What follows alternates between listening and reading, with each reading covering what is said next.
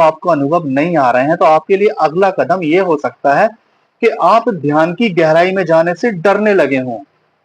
किसी किसी साधक के साथ ये घटना भी घट सकती है कि वो ध्यान की गहराई में जाने से उसे डर लग जाए, वो ध्यान की गहराई में ना जा पाए, क्योंकि ऐसा समय भी साधक के साथ जरूर आता है जब वो ध्यान की गहरी अवस्था में नहीं जाना चाहता है।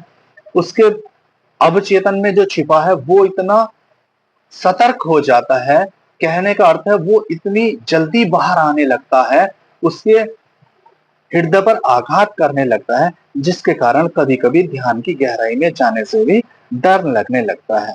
अब इस डर की अवस्था के बाद अगला कदम यदि आप टिके रहे, तो उस समय पर आपके सारे बोध गिर जाएँगे।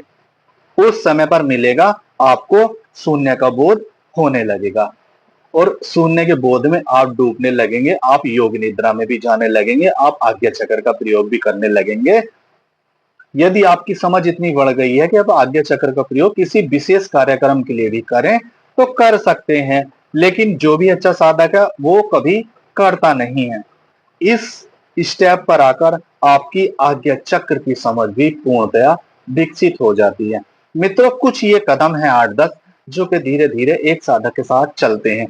यह साधक की अंतर अवस्था के ऊपर आधारित है कि वह साधना किस प्रकार से कर रहा है और साधना में कितना गहरा पहुंचा है। उसी अवस्था के अनुरूप उसके अनुभव घटते चले जाते हैं। उसी के अवस्था के अनुरूप उसे ध्यान के लाभ और प्रभाव से आनंद आने लगता है, वह ध्यान के लाभ को समझने लगता है।